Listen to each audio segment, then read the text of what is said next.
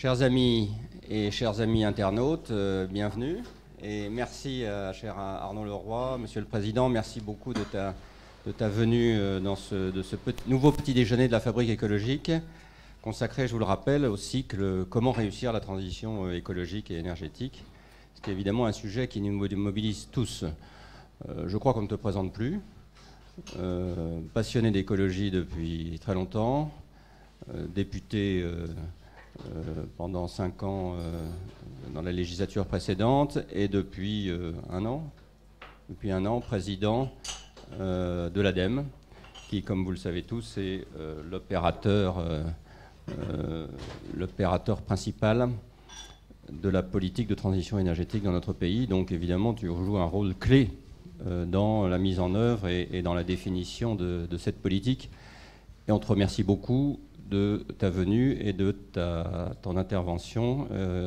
Comme d'habitude, intervention très libre, la question qui fâche, la discussion avec la salle et les 3 vœux pour terminer. Et on termine à l'heure, comme d'habitude aussi, à la Fabrique écologique. Donc merci encore de ta venue et je te laisse la parole. Merci Géraud. Écoutez, moi je suis ravi qu'on puisse échanger. Donc j'attends avec impatience le tour des questions. Rappeler rapidement ce qu'est l'ADEME. Donc vous connaissez l'ADEME. En plus il y a ici des grands anciens, donc je dois faire attention à ce que je raconte. Donc bon an mal an, c'est vrai que c'est l'opérateur principal de l'État sur la transition énergétique et écologique. Et moi je mets le E écologique souvent avant celui d'énergétique, parce que je pense que, en tout cas la séquence autre que politique démontre l'interdépendance de tous les sujets liés à la transition écologique. J'en parle librement parce que pour l'ADEME, par exemple, il y a quelques années, discuter et travailler sur l'alimentation, c'était pas du tout évident. Et aujourd'hui, nous y sommes, de plus en plus présents, de plus en plus attendus également, avec des partenaires ou des interlocuteurs les plus divers, hein, que ce soit le monde agricole, donc avec les difficultés qu'on connaît, hein, un modèle à faire évoluer, mais qui est quand même très attentif et conscient du travail à faire. En tout cas, moi, c'est mon sentiment quand je rencontre des responsables de chambres d'agriculture. Ils sont tous conscients. Il y a un vrai sujet de comment on y va, et je pense que c'est pas valable que pour l'agriculture. Donc voilà, donc ça, c'est un vrai élément important et sur lequel moi, j'ai souhaité positionner l'ADEME. La question de l'industrie et de l'entreprise également, parce qu'il ne faut pas se voiler la face, et on voit très bien qu'aujourd'hui, un des freins au déploiement de la transition écologique, en tout cas, c'est mon analyse, c'est le sujet de...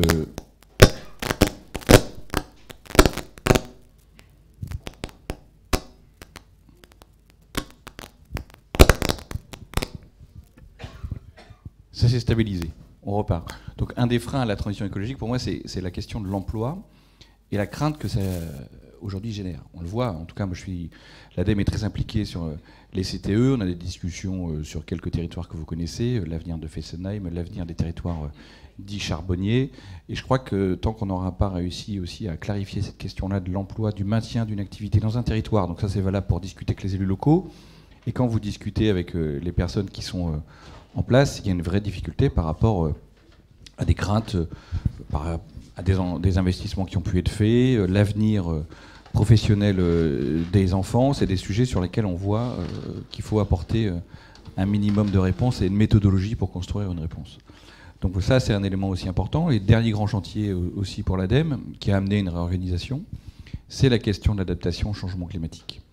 Donc on discute beaucoup d'atténuation, et ça c'est dans l'ADN de l'ADEME, l'atténuation. À tous les étages, dans tous les bureaux, on travaille sur l'atténuation.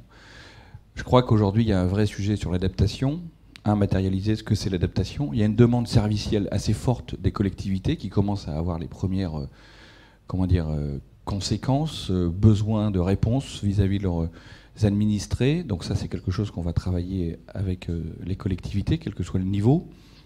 Des secteurs économiques aussi, dont c'est devenu un risque, hein, donc l'adaptation est aussi important sur ce sujet-là.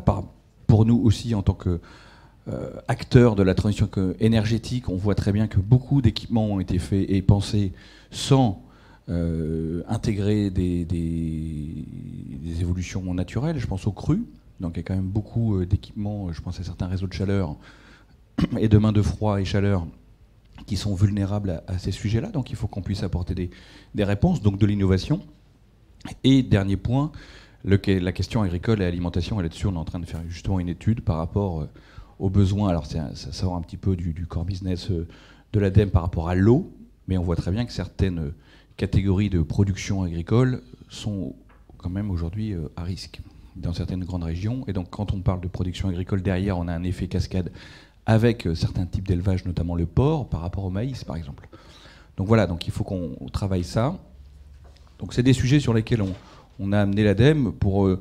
j'ai vu Franck Laval dans la salle. Donc par exemple le tourisme durable aussi, on a été mandaté par le ministre du tourisme, donc Jean-Baptiste Lemoyne, pour travailler une stratégie sur le tourisme durable. Donc on essaie de se déployer sur l'ensemble des secteurs où on pense pouvoir influer. Parce qu'on sent très bien, et je pense que c'est ça le côté positif, en tout cas du moment, malgré les tensions, malgré les difficultés, c'est que bon nombre de secteurs où on avait du mal à identifier les interlocuteurs il y a quelques temps sont à se questionner et à essayer de construire des stratégies. Donc ça, c'est déjà un élément plutôt positif. Alors on peut discuter, critiquer peut-être la lenteur. En tout cas, moi, ça me rassure de voir que bon nombre d'acteurs qui n'y étaient pas y rentrent et commencent à faire des choix importants qui nous engagent sur 10, 15, 20 ans quand on parle d'investissement industriel ou d'investissement dans certains secteurs.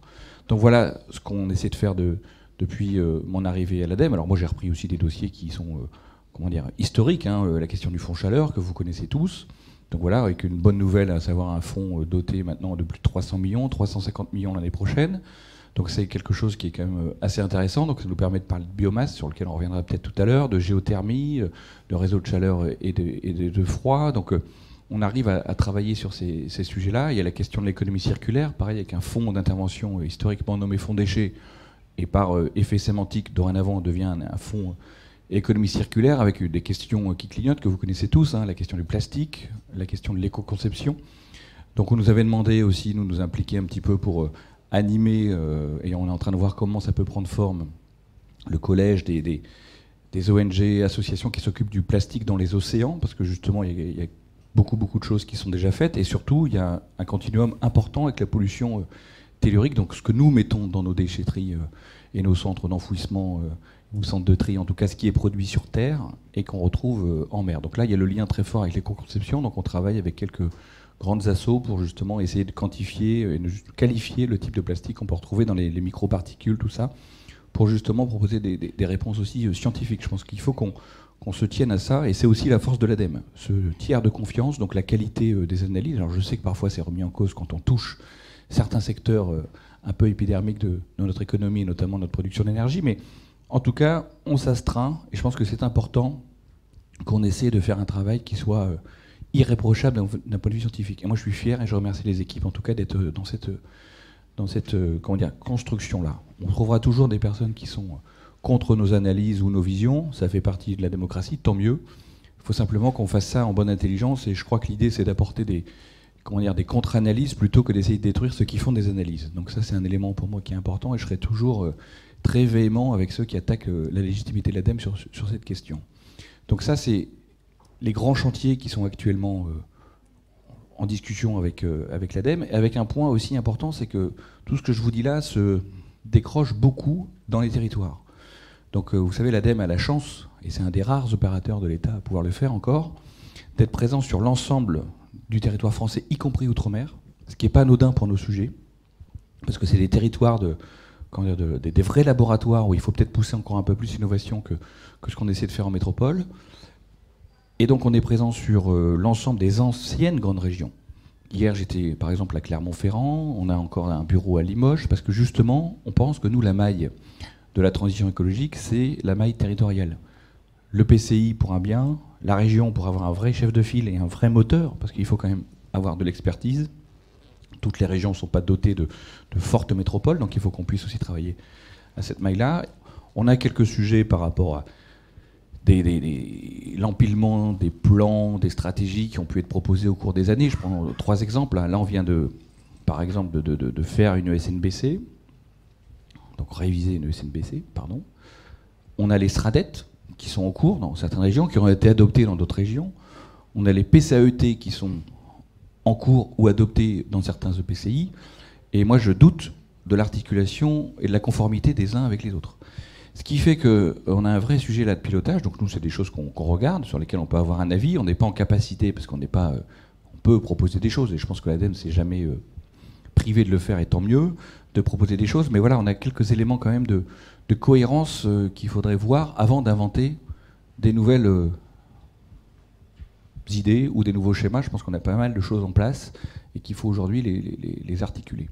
Donc voilà un peu le travail qui est le mien. Puis bon, des sujets internes sur lesquels vous vous doutez, quand vous avez une structure qui compte bon an mal an 1000 employés, qui ne sont pas des fonctionnaires, donc des agents de droit privé, avec quelques fonctionnaires parce qu'on a quelques mises à disposition, on a des sujets importants à régler parce que c'est une société, donc il faut quand même la faire marcher correctement. Donc voilà un peu ce que je peux vous dire en propos introductifs. Après, il y a des missions historiques que certains d'entre vous connaissent, et je pense que c'est un élément important dans un moment de transition. C'est l'avenir de nos sites et sols pollués, notamment de tout notre héritage industriel aujourd'hui, donc qu'on essaie, nous, de cartographier, sur lequel on intervient pour le compte de l'État, et on met à disposition justement notre catalogue de terrain pour ceux qui veulent développer des champs, notamment solaires. C'est des demandes du gouvernement qu'on aille sur ces terrains-là, même si c'est dans les régions les moins ensoleillées. En tout cas, par le volume et la superficie, on arrive à avoir des éléments très intéressants. Et dernier point, parce que je pense que c'est un des sujets, j'ai vu tout à l'heure les gens de France Éolienne présents, la question de la circularité de tous les enjeux de la production d'énergie renouvelable. Je pense que si on veut être inattaquable, et je l'ai dit plusieurs fois, je l'ai redit au CERF la fois dernière, il faut qu'on soit nous aussi très bons, là-dessus. Donc je pense par exemple à la question, tout ce qui a circulé chez les anti-éoliens et anti-ENR, c'est pas qu'on prend l'éolien, mais c'est beaucoup plus profond que ça. La question de la circularité du recyclage des pales, par exemple, suite à la génération d'éoliennes qui vont être démantelées en Allemagne, et le fait qu'il n'y avait pas de possibilité de recyclage, qu'on allait simplement en faire un élément de valorisation énergétique pour l'industrie cimentière. Donc là, il faut qu'on soit conscient de ça, attentif, pour qu'on puisse répondre, pour éviter les problèmes et travailler sur l'acceptabilité. Et ça, c'est un sujet important pour l'ADEME, donc qui nous fait de plus en plus travailler sur les sciences comportementales, la sociologie. Donc ça, c'est aussi un champ important que moi, j'ai encapsulé dans une nouvelle direction liée à la prospective. Et je terminerai par ce point. Donc la France de 2050, donc tout le monde parle de neutralité carbone, facteur 6, facteur 8, facteur 4. Donc moi, je ne vais pas rentrer dans ce sujet-là. En tout cas, moi, je retiens l'ambition politique de la neutralité carbone et la question de comment on y va. Parce qu'on peut se dire entre nous facteur 4, facteur 6, facteur 8. Et moi, je me souviens, j'ai voté la loi de 2015. Donc je me souviens de ce qu'on avait mis dans la loi de 2015 et notre réalité à la sortie du quinquennat par rapport à la trajectoire qu'on s'était fixée 2 ans avant. Donc moi, je ne suis pas de cette école-là à dire il faut faire 100% de ci, 80% de ça. Et si on fait 12, c'est pas grave parce qu'on a annoncé 80. La question, c'est comment on fait pour faire 17 quand on s'en a dit qu'on fait 17, et comment on fait aujourd'hui pour aller à la neutralité carbone en 2050, en maintenant un élément important qui est pour moi la démocratie. Et je pense qu'il y a un sujet important aujourd'hui dans le monde. On voit dans le milieu écolo une radicalisation et un rapport à la démocratie qui, moi, m'interroge en tant qu'ancien militant écolo, parfois en disant voilà, l'urgence fait qu'on devrait pouvoir s'asseoir sur certains principes démocratiques. Moi, c'est pas ma théorie. Je pense que ça, c'est un élément important. Et en même temps, tenir les engagements qui sont faits, donc mettre en face les moyens et les réglementations pour les tenir. Donc ça, c'est un schéma pour moi qui est très important, sur lequel je demande à la direction prospective qui travaille avec un conseil scientifique. Donc on a un conseil scientifique à l'ADEME où c'est Laurence Tubiana qui est présidente. Vous y retrouvez Christian Letertre, pour ceux qui le connaissent, aussi Dominique Méda. Donc on a beaucoup d'industriels. On a essayé de faire entrer le maximum d'expertise scientifique, donc des directeurs de développement durable ou scientifiques de grandes entreprises françaises, pour justement travailler à ça et au réalisme des propositions que nous pourrions faire. Donc voilà ce que je pouvais vous dire en introduction. Merci. Un mot peut-être, et ça rejoint la question qui fâche, quand on regarde la situation mondiale, on voit qu'il y a une prise de conscience très nette. On voit bien les mobilisations, y compris et en particulier de la jeune génération, que je pense qu'on peut saluer, et qui n'est pas uniquement en France ou en Europe, qui est un peu partout dans le monde. Donc il y a une mobilisation très nette. Donc il y a une prise de conscience, je pense, très nette de l'urgence et de l'importance du sujet climatique, qui incontestablement et écologique, qui incontestablement va surplomber toutes les questions dans les 10 ou 20 prochaines années. Et pourtant, dans le monde, on s'aperçoit que les politiques suivies existent, mais sont, dans la quasi-totalité des cas, insuffisantes. Et donc, je pense que ça mérite de notre part, de la part de tous ceux qui sont évidemment très directement concernés par ça, une interrogation pour savoir qu'est-ce qui se passe exactement, quels sont les facteurs finalement principaux qui expliquent cette situation pour pouvoir ensuite les lever. Et encore une fois, il y a certes la situation nationale, la situation européenne, mais quand on voit les choses avec un peu de hauteur, on s'aperçoit que c'est à peu près partout dans le monde où il y a cette difficulté à avoir le bon rythme. Dans ton diagnostic, quels sont les 2-3 facteurs principaux qui te paraissent expliquer ça? C'est évidemment un enjeu majeur pour l'avenir, car si on n'arrive pas à l'expliquer, ensuite on aura du mal à prendre les mesures nécessaires pour surmonter. Qu'est-ce que dans ton esprit, quels sont les principaux facteurs qui dans ton esprit expliquent cette situation? Alors, moi je pense que c'est une question très générale et qui touche, et c'est pour ça que je vous ai mentionné la démocratie, elle touche pas que la transition écologique, elle touche le rapport à la démocratie et au fait de trouver un rythme. Tu vois, c'est démocratie versus une vision populiste, donc simpliste, du monde. Je prends 2 exemples où la transition écologique est montrée du doigt. 2 exemples majeurs où des gens sont arrivés là par le vote démocratique. Trump et Bolsonaro au Brésil. Donc c'est les 2 seuls qui disent vouloir dénoncer les accords de Paris. L'un voulait même supprimer le ministère de l'Environnement. Veut, alors je ne sais pas s'il fera, en tout cas ça a été énoncé comme tel durant sa campagne, mettre la main sur l'Amazone pour en faire du soja à outrance. Bon, ça c'est des vraies questions. Donc. Et ça nous renvoie à la question plus globale de la démocratie par rapport à des régimes qui sont des démocraties qu'on appelle illibérales. Donc il commence à y avoir une littérature intéressante là-dessus, notamment d'un jeune penseur d'Harvard qui a regardé ça, Masha Jung, pour ceux qui connaissent, qui vient de publier un livre qui s'appelle Le peuple contre la démocratie. Et lui, il voit 3 éléments là-dessus, et c'est très intéressant. Donc il n'y a pas la transition écologique stricto sensu qui est mentionnée, mais en tout cas, on voit très bien qu'en tout cas, la cartographie, je pense qu'en Europe de l'Est, on le voit, par exemple, les quelques régimes illibéraux, comme on les appelle dorénavant, on parle en ligne de mire la question du déploiement des ENR pour conserver leur charbon, contre les réalités économiques. Donc c'est quand même assez intéressant. Donc voilà, je crois qu'il y a un problème peut-être de pédagogie. Alors je sais que c'est devenu une formule un peu fourre-tout, mais n'empêche qu'on a du mal quand même à faire pénétrer les messages par rapport à ça. Donc le fait que la jeunesse s'engage et comprenne que c'est son avenir qui est en jeu, moi je trouve ça super positif. Et il faut surtout éviter qu'on arrive dans quelque chose d'anxiogène. Donc ce qui est intéressant dans la mobilisation, c'est que les gens veulent croire. Et moi j'ai été surpris par certains écrits, notamment un chapitre d'un bouquin de Bernard Stiegler, avec les générations d'Orient, donc quand il a fait un livre sur le numérique, où il expliquait qu'il avait été interrogé, discuté avec des jeunes de 15 ans, donc c'est un bouquin qui a un petit peu moins de 6-7 ans aujourd'hui, donc c'est quelqu'un qui a 21 ans, et la personne répondait à l'époque qu'il se sentait comme la dernière génération qui vivrait sur Terre. Moi je trouvais ça assez flippant quand même, dans la bouche d'un gamin de 15 ans. Alors certes, c'est un rendu dans un livre, donc c'est peut-être pas totalement véridique, je sais pas, mais en tout cas, moi, ça m'avait interpellé. Et là, quand je vois la jeunesse se lever, et je pense que derrière, quand vous voyez moi j'ai des enfants en bas âge, je peux vous dire que la question des pailles, quand ils prennent un coca, tout ça, ils ont intégré ça, et ils disent clairement au serveur, nous on veut un coca sans paille, ou un jus d'orange sans paille, machin. Donc c'est intéressant, on voit qu'on a réussi quand même, malgré tout, à sensibiliser toute une génération. Et là, la génération qui est dans les rues, à l'échelle monde, hein, donc des lycéens, des jeunes étudiants. On voit ce qui s'est passé aussi avec le manifeste des étudiants en fin de parcours, élèves ingénieurs de grandes écoles qui veulent retrouver du sens. Tout ça fait écho, hein, les discussions qu'on a pu avoir sur l'entreprise à mission dans d'autres cercles. Donc on voit très bien qu'il y a une jeunesse qui est prête, un sujet plus économique qui fait qu'on se retrouve aujourd'hui, parce qu'on ne questionne pas le modèle de croissance et qu'on court après un modèle de croissance des années 70, le pompidoliisme triomphant à l'échelle monde, ça ne marchera plus. Et on voit très bien qu'en Chine aussi, ça commence à touster.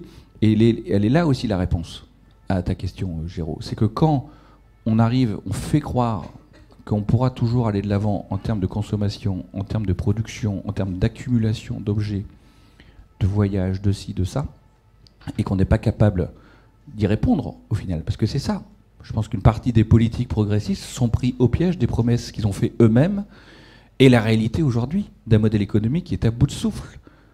Alors moi je ne suis pas décroissant, mais je crois que le modèle économique est à bout de souffle. Et il y a des données qui sont très intéressantes pour le pays. Le phénomène de déconsommation qu'on voit en France actuellement, c'est pas poussé par quelconque ONG ou un fumeur de joint. C'est pas ça, c'est un phénomène sociétal qui impacte. Et on voit très bien, nous à l'ADEME, on travaille sur la mode. On ne fait pas des défilés, mais en tout cas sur l'industrie vestimentaire. Donc deuxième industrie la plus polluante dans le monde après le pétrole. C'est quand même pas anodin comme affaire. Et vous regardez aujourd'hui, le modèle économique derrière le développement Mango, Zara, H&M, c'est le volume. Plus vous faites de volume, plus vous maintenez en vie votre modèle. Quand vous n'ouvrez plus de magasin, vous vous cassez la gueule. Donc du coup, là on voit très bien, vous voyez H&M qui est en vraie difficulté. Donc qu'est-ce qui se passe? Vous avez un autre modèle économique qui se développe avec une marque que certains d'entre vous connaissent, Primark. Donc on a encore tiré les prix encore plus bas. Donc vous achetez un t-shirt chez Primark 2 fois moins cher que chez H&M par exemple. Et le jour où Primark sera plus capable de faire, je pense que ça c'est... Mais on voit très bien qu'on arrive vers un essoufflement de ce modèle-là. Sauf que les modèles, les campagnes politiques, où qu'elles soient, vous avez des gens qui sont encore sur ce modèle-là. Moi, j'ai essayé d'alerter à ma petite échelle en disant attention, les 30 glorieuses françaises, et c'est dit par beaucoup, c'est documenté, c'est un épiphénomène dans notre histoire économique.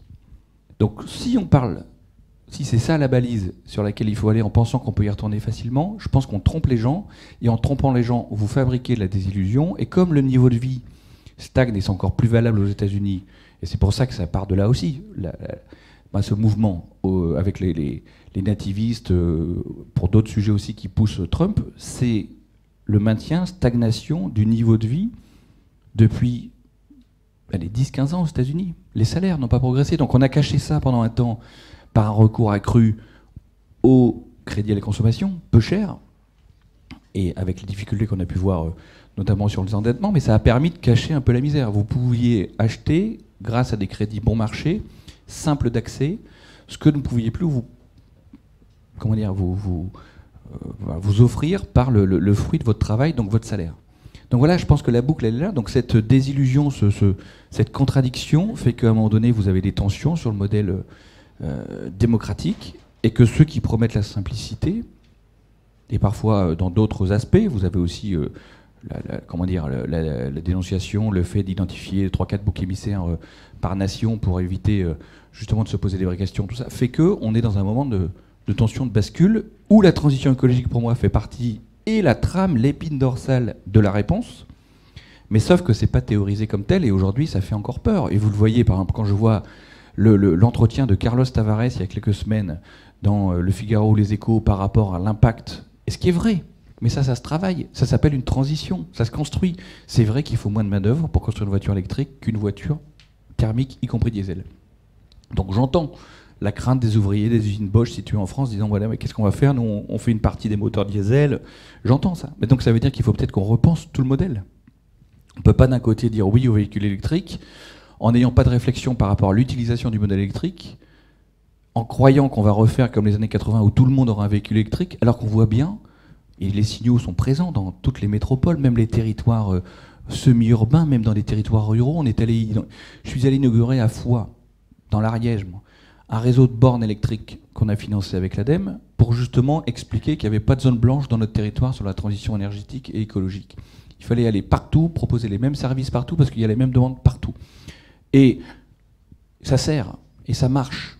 Ça marche, quels que soient les territoires. Quand vous offrez des solutions de mobilité alternative, on voit que les gens se les approprient, même se les accaparent. Donc ça, c'est un élément important.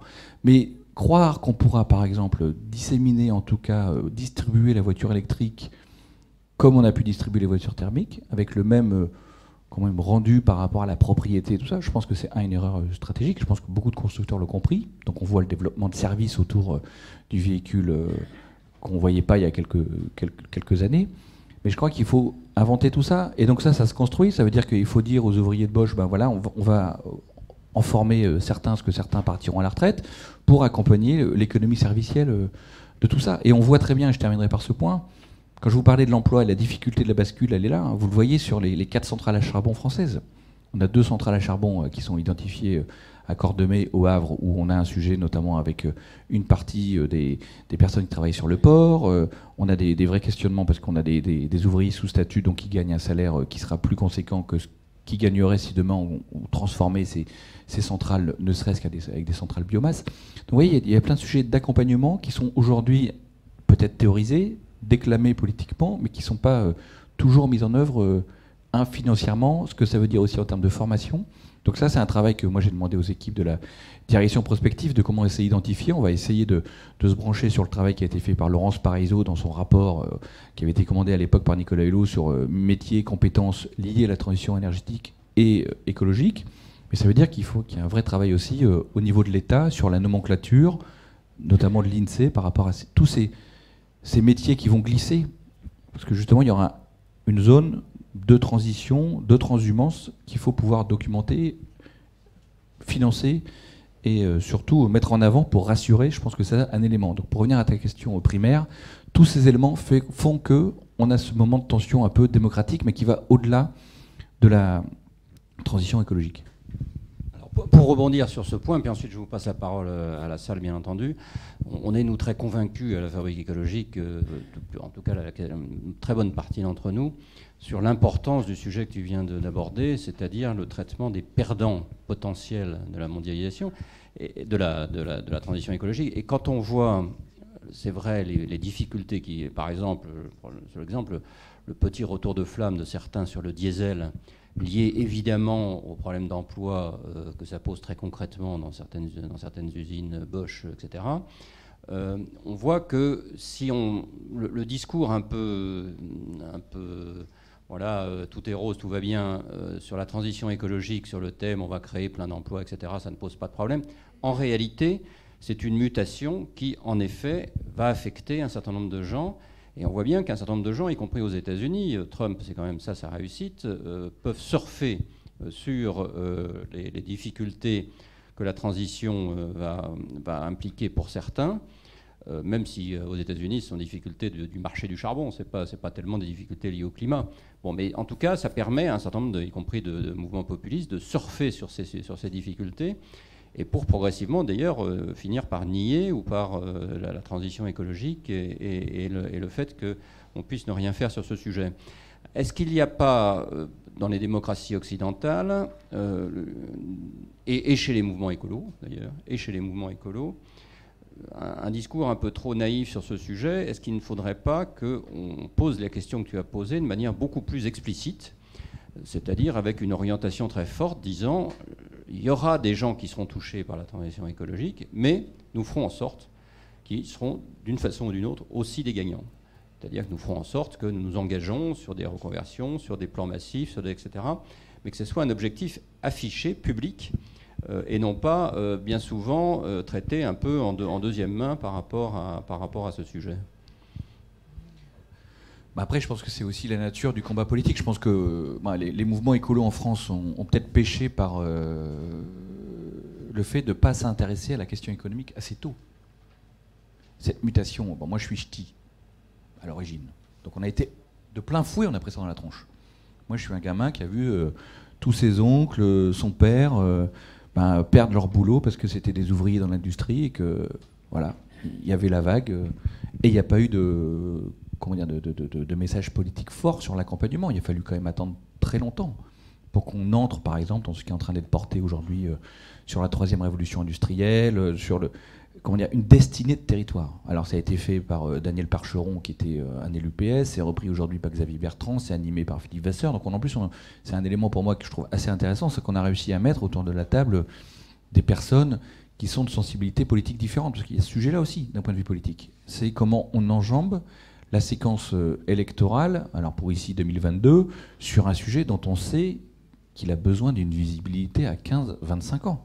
Si tous les matins, on a quelqu'un qui vient remettre en cause les fondements, alors je ne dis pas qu'il ne faut pas corriger durant la trajectoire, ça c'est essentiel, mais si on revient remettre en cause les fondements d'accompagnement sociétaux, on n'y parviendra pas. Et on voit très bien qu'on on va dire, le modèle social français, c'est construit autour d'un pacte sorti de la guerre en 1946, et on a travaillé durant des décennies, quelles que soient les tendances politiques d'ailleurs, malgré les annonces des uns et des autres, on a fabriqué un modèle social français. Aujourd'hui, je pense qu'il est temps de fabriquer un modèle social et écologique français, et qu'on soit dans la même, comment dire, le respect de ce qui a pu être fait auparavant, donc des éléments forts qui sont pris. Je pense que ce sera, par exemple, l'engagement de la France sur sa neutralité carbone 2050. On ne peut pas demain remettre ça en cause. Pareil pour si on s'engage sur les accords de Paris, on voit très bien qu'on ne va pas commencer demain à, en tout cas j'espère, même si j'ai cru à un moment donné en 2017 que certains allaient l'annoncer, se mettre en dehors des accords de Paris. Donc ça, c'est quelque chose qu'il faut qu'on prenne en considération, la réalité économique, parce qu'elle est liée à l'emploi. Là, ça ne veut pas dire simplement parler que d'économie et d'avoir le prisme économique ou budgétaire surtout, mais n'empêche que c'est une réalité à partir d'un moment, et je pense que ça sera la difficulté de Trump, on le voit très bien aux États-Unis, malgré des discours politiques plutôt volontaristes, c'est pas ce qui enraye le déclin du charbon et l'effondrement de l'industrie charbonnière américaine. Alors ce qui est intéressant, c'est que vu que le mode de financement de la vie politique américaine est quand même très particulier, vous aviez des gens qui étaient les plus grands défenseurs du charbon, qui à un moment donné se rendent compte qu'il y a 10 000 emplois de plus dans l'industrie éolienne dans tel ou tel État dont ils sont le représentant, et de facto ils deviennent défenseurs de l'éolien en ayant été, et je l'ai vécu, j'en discutais avec certains à la Chambre où j'étais allé lorsque j'étais député pour échanger justement là-dessus. Donc moi j'étais président du groupe d'études changement climatique à l'Assemblée et président d'une grande association de diplomatie parlementaire liée au changement climatique. Donc Laurent Fabius m'avait demandé de voir dans quelques parlements si on pouvait comprendre la réticence de certains, et c'était intéressant, notamment dans certains pays, que ce soit les États-Unis ou l'Inde, pour voir un peu les vrais verrous qui n'étaient pas simplement qu'on pouvait caricaturer parfois chez nous.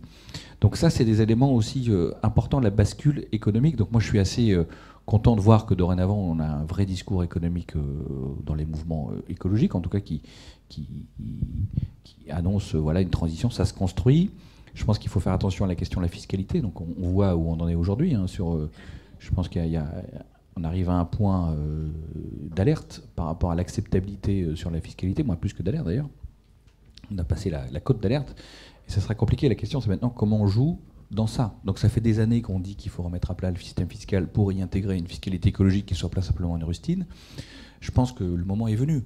Donc c'est peut-être un sujet important pour la prochaine présidentielle. Je ne pense pas qu'on puisse décider ça comme ça en plein milieu d'un quinquennat quand le peuple ne s'est pas prononcé sur un sujet aussi important, parce que c'est quelque chose qui va avoir des impacts et qui refera éventuellement une nouvelle catégorie de perdants pour refaire des gagnants, mais on entend rarement les gagnants. Donc quand les gens gagnent, c'est naturel, quand on perd, c'est un peu plus compliqué.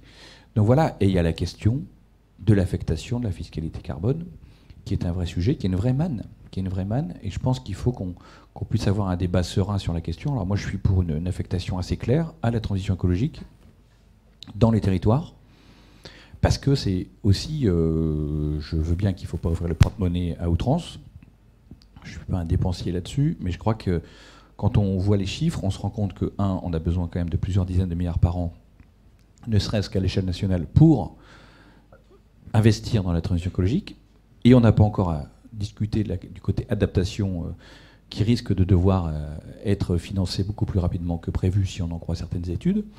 Et de l'autre, et ça je pense que c'est important, c'est qu'on arrête la machine à investir dans des éléments de destruction de la transition écologique. Aujourd'hui, vous avez encore plus de flux financiers, 70 milliards encore, vers les industries, l'investissement fossile ou qui n'est pas considéré comme compatible avec la transition écologique. Voilà, c'est ça aussi le sujet. Donc il y a le côté positif de mettre de l'argent sur, et je pense qu'il faut arrêter de creuser aussi.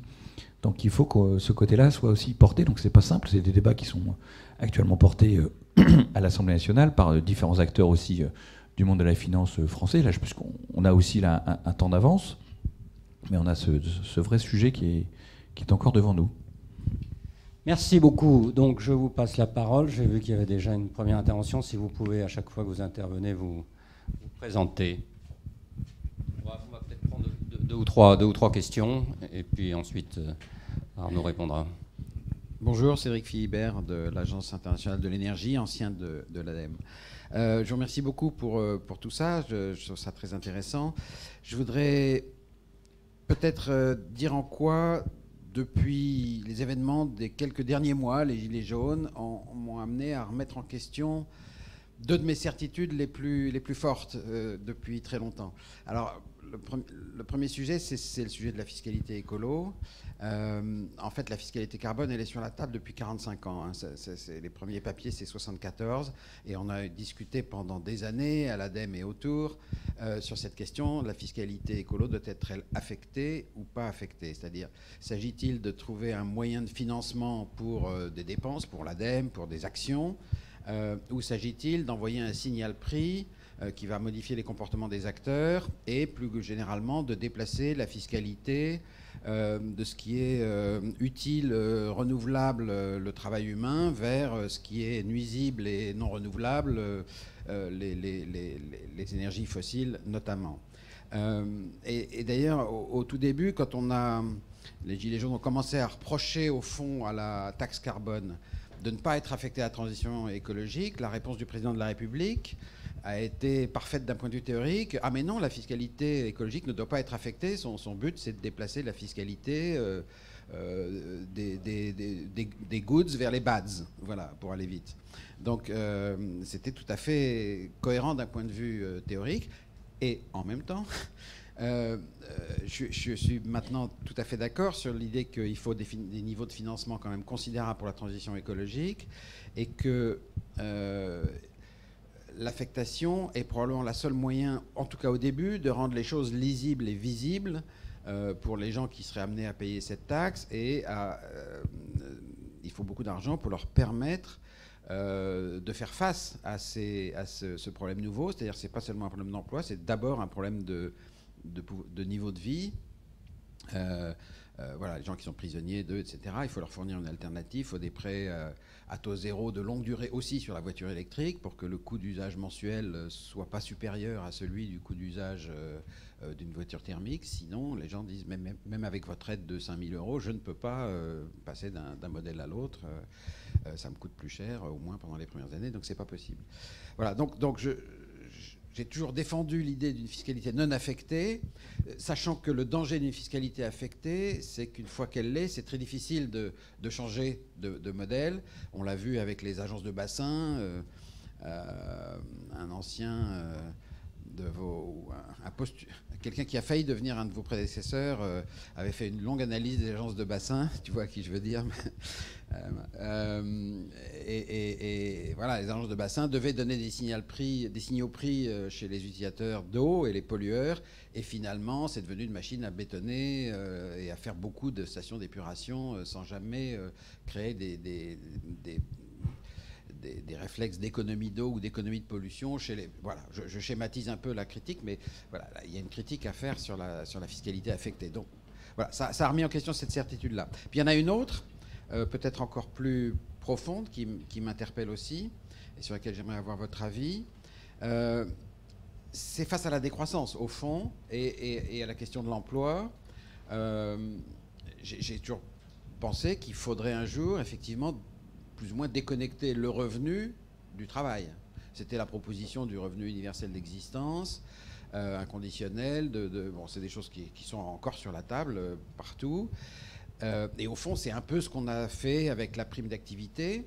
Et là encore, on a vu dans les événements récents de quoi remettre ça en question, parce que quand on a dit l'augmentation du SMIC, en fait, ça va être une augmentation de la prime d'activité, c'est-à-dire c'est pas le travail qui va être rémunéré par l'employeur, mais c'est la collectivité qui va rémunérer ce travail. Au fond, il y a eu des réactions assez négatives de la part des gens disant mais on ne veut pas une aumône de plus ou un soutien public de plus, on veut la juste rémunération de notre travail. Et alors si on est coincé dans cette catégorie-là, on ne pourra pas dissocier davantage le revenu du travail effectif. Or, sans ça, comment s'engager dans une société dont la croissance n'est plus l'objectif ultime et constant? Eh bien, je ne sais pas. Voilà, un dernier petit point. Vous me paraissez sur ces sujets plus en phase avec Dominique Médac, avec Emmanuel Macron Si on juge par les 2 premières minutes ou les 5 premières minutes du débat de lundi soir, j'aimerais avoir votre avis sur ces points. Merci beaucoup. Merci. Alors, il y avait une deuxième question.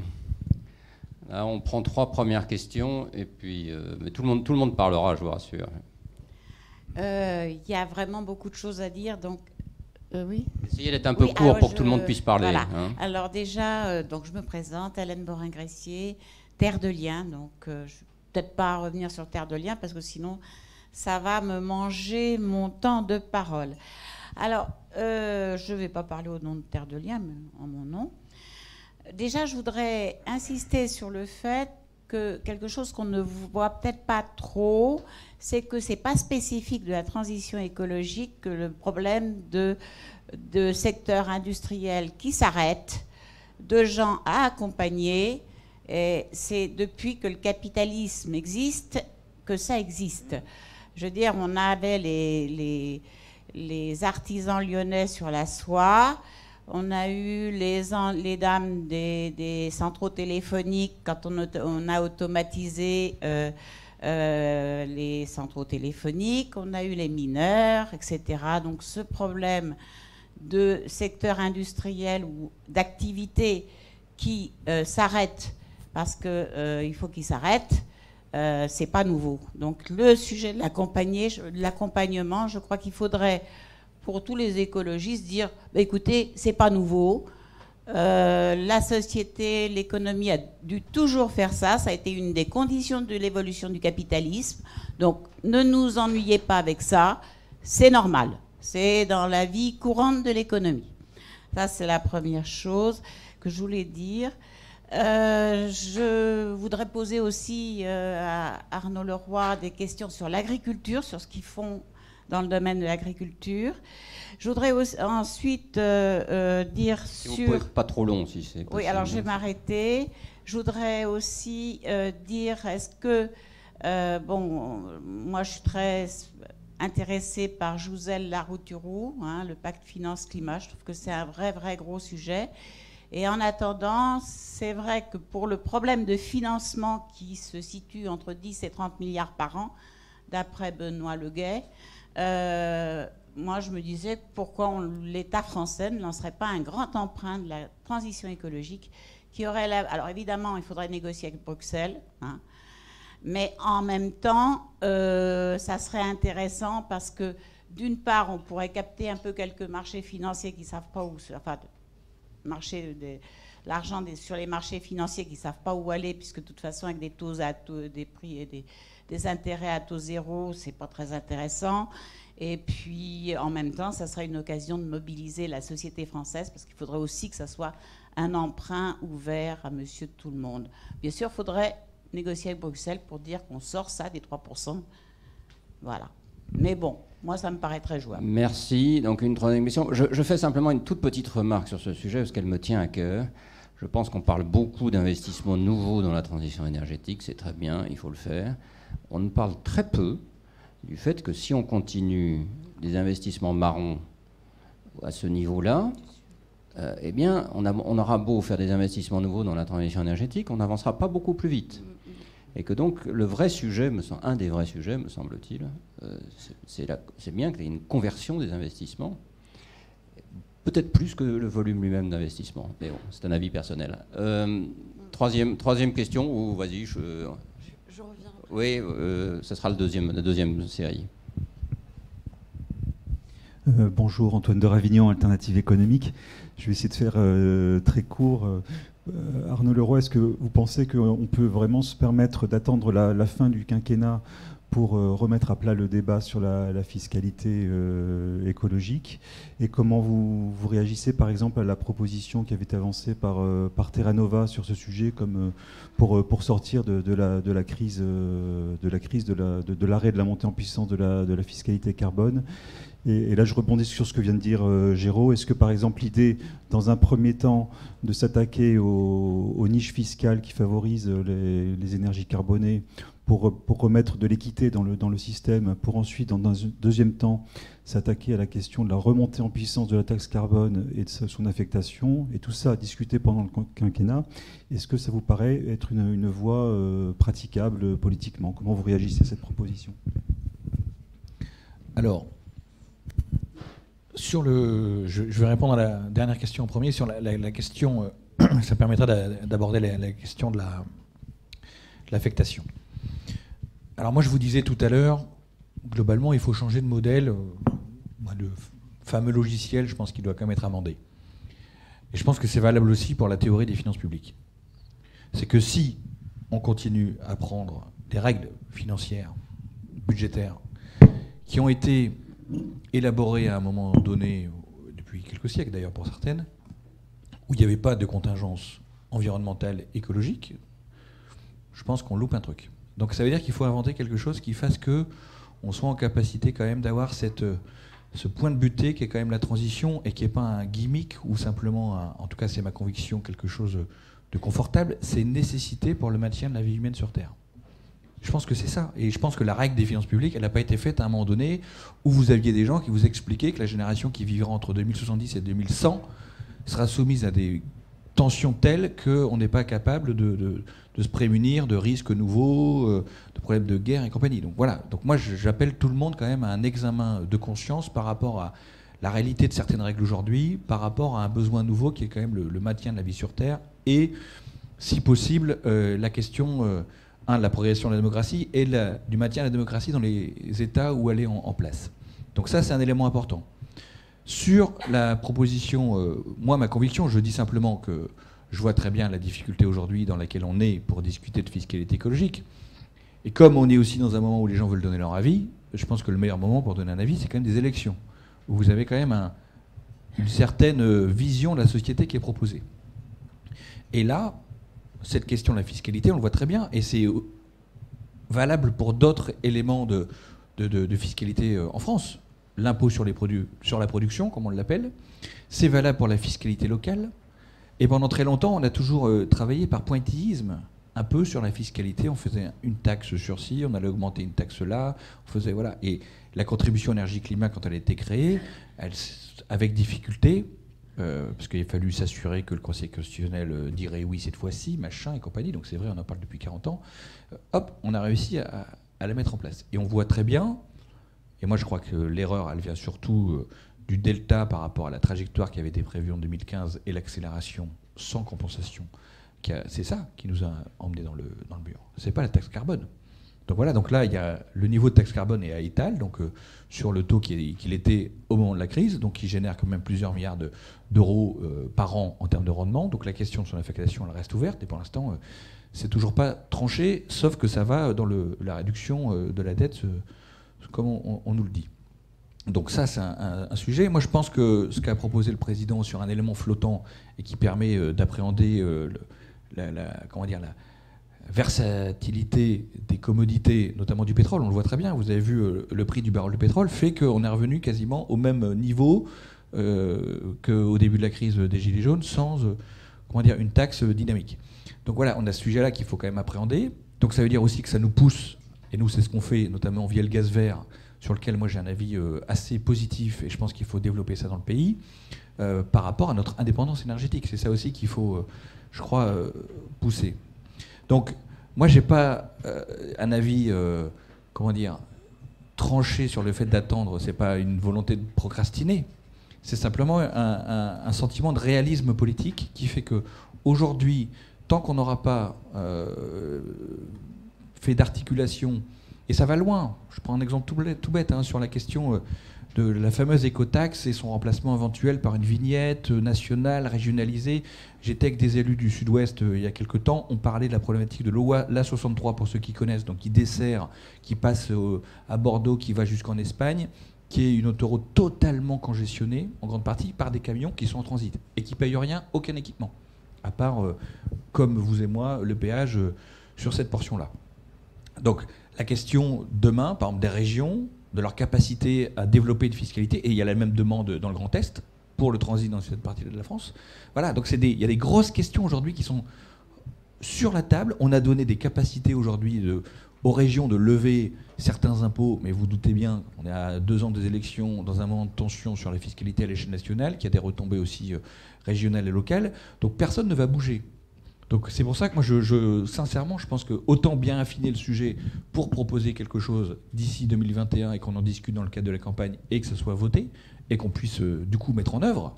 Parce que moi j'ai vécu ça en tant que député. Vous savez, quand on a eu le sujet sur le CICE, le ballon d'oxygène tenté par Jean-Marc Ayrault, qui était déjà à l'époque le même, à savoir la remise à plat de la fiscalité, pour y intégrer notamment de la fiscalité écologique.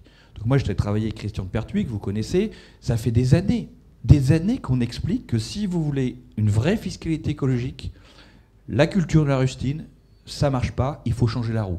Donc voilà, donc soit on se met d'accord là-dessus, et ça veut dire qu'on dit ok, on proposera des choses, et comme c'est un sujet important, il faut que ça soit tranché démocratiquement pour pas qu'il y ait de convulsion à un moment donné dans l'exécution, ou soit on essaie de passer en force, et je pense qu'on n'y arrivera pas, en tout cas pas dans la mesure qui est nécessaire pour vraiment transformer notre système fiscal.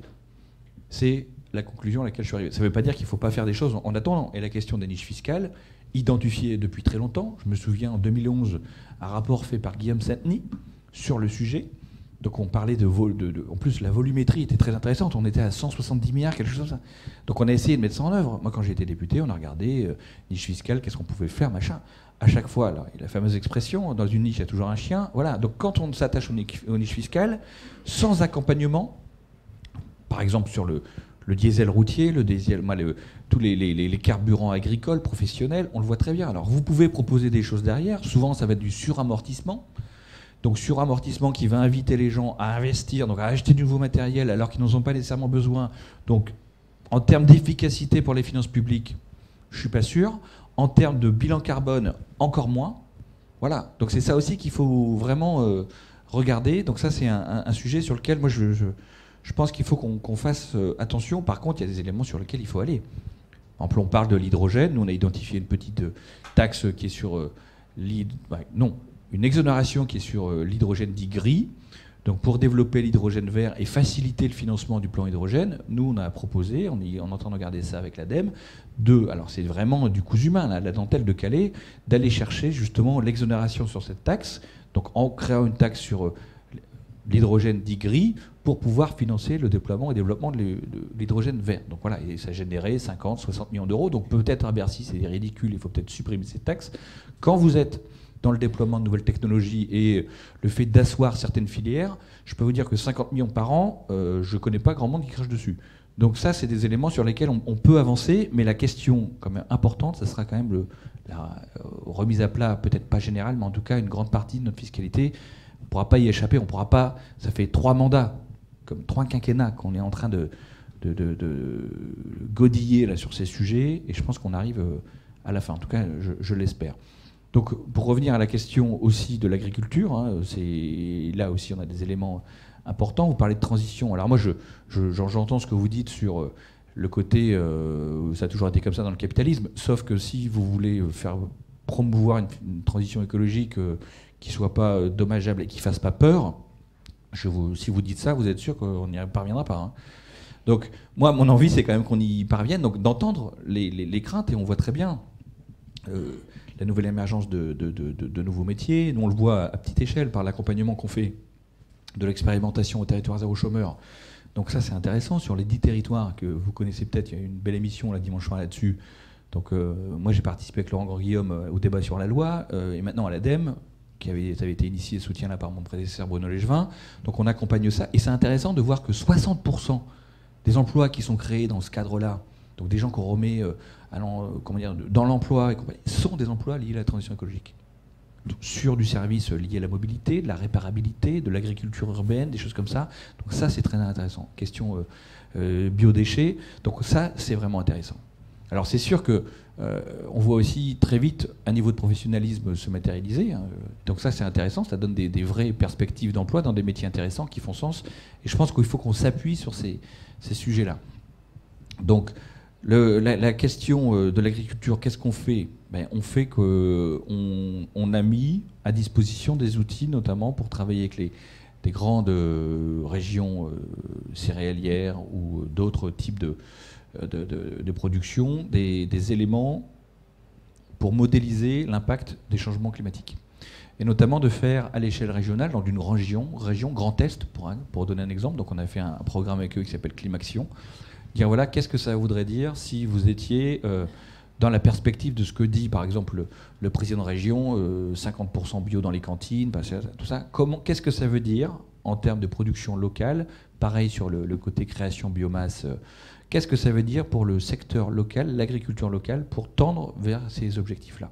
Et on essaie d'accompagner, avec ce qu'on peut mettre aussi dans le scénario de prospective, la question des problématiques d'irrigation, dont on parlait tout à l'heure, des problématiques de limitation d'intrants chimiques, qu'est-ce qu'on peut faire, qu'est-ce qu'on voit, quel nouveau type de maladie nous est rapporté. Donc ça, on travaille aussi finement avec d'autres qui sont beaucoup plus professionnels que nous là-dessus, l'INRA notamment, pour ne pas les citer, qui est présidé maintenant par un ancien de l'ADEME, donc tout ça favorise et facilite un petit peu les discussions, mais on travaille beaucoup là-dessus. Et il y a surtout pour nous un dialogue avec l'agriculture qui est important sur la question de la production des ENR. Donc parce qu'une grande partie des ENR y est logée. Il faut savoir que 80% aujourd'hui des éoliennes françaises sont en terrain agricole, que le déploiement du solaire annoncé par le gouvernement, donc des volumes assez conséquents, ne se fera pas sans un dialogue franc, courtois et constructif avec le milieu de l'agriculture, donc peut-être à des prix beaucoup moindres que ce qui a été fait auparavant, notamment sur le solaire toiture en agricole, mais on va encore de l'espace. Il y a toute la question de l'agrivoltaïsme qui se développe, donc le fait d'arriver à faire combiner une production énergétique au sol et une production agricole, et le « et » est important, et agricole avec un grand A, donc ça veut dire que c'est principalement agricole et un petit plus sur la production énergétique et pas l'inverse. Ça, il faut qu'on fasse attention parce que la jurisprudence qui vient parfois compléter la loi sur la question est relativement instable et parfois généreuse, trop généreuse avec la partie énergétique. Et on a quelques petits sujets sur la cohabitation, donc des difficultés de dialogue avec une partie du monde agricole qui ne veut pas se retrouver en compétition. Et c'est valable aussi pour la question de la méthanisation sur laquelle on est assez actif à l'ADEME. Donc voilà, donc il y a ce sujet-là. Jérôme disait tout à l'heure que vous alliez publier quelque chose sur la forêt, qui est aussi un domaine de compétence du ministère de l'Agriculture et sur lequel nous on travaille et sur lequel on est très vigilant parce que on pousse à l'installation de chaudières biomasse, notamment pour remplacer les chaudières gaz, parce que ça marche, parce qu'il faut valoriser la forêt française, l'exploiter, ça ne veut pas dire la détruire, mais l'exploiter si on veut qu'elle ait un sens aussi écologique. Ça, je pense que c'est un élément important. Donc, et tout ça se fait aussi dans des territoires où il y a des conflits d'usage dorénavant de plus en plus importants. On voit de plus en plus de problématiques pour nous d'acceptabilité, notamment d'exploitation de la forêt. Donc ce qu'on connaissait sur l'éolien, sur certains types d'installations, on le voit dorénavant sur les plans de coupe, parce que comme les forêts n'ont pas été exploitées pendant très longtemps dans certaines parties du territoire, notamment dans la partie qui gérée par les communes elles-mêmes, parce qu'il n'y avait pas de besoin nécessaire, ou alors parce que comme on avait des dotations suffisantes, on gardait ça sur pied au cas où. Et aujourd'hui, comme les dotations ont baissé depuis quelque temps, même si elles sont stabilisées en avant, il y a un besoin de financement. Donc on recourt au plan de coupe pour vendre des volumes de bois. Donc ça se voit dans les communes forestières. Et donc du coup, ça crée des tensions.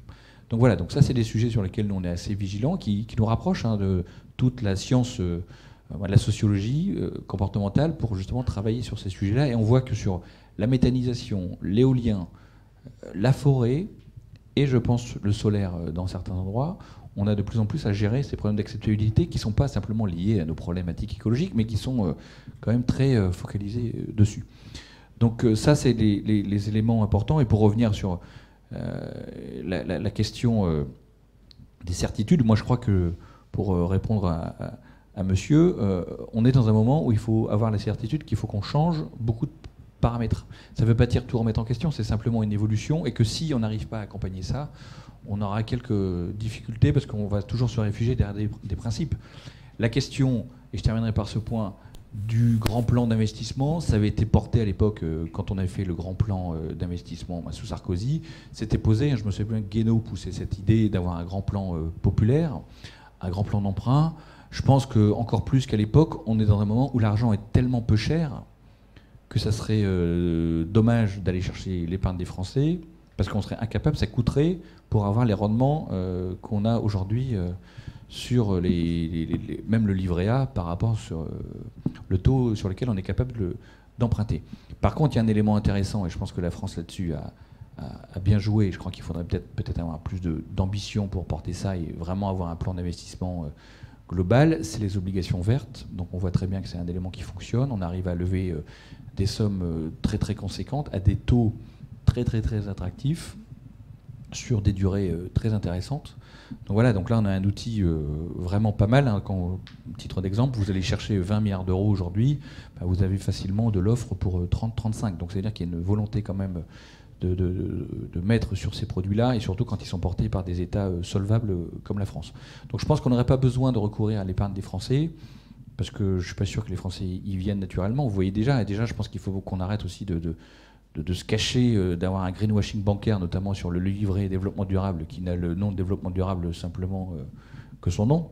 Donc on a déjà une poche qu'il faudrait peut-être regarder. On s'est battu pendant très longtemps pour la question du fléchage d'une partie de l'assurance vie. Donc là, je vois que le combat continue et que c'est plutôt positif, notamment par les amendements portés par certains à l'Assemblée nationale.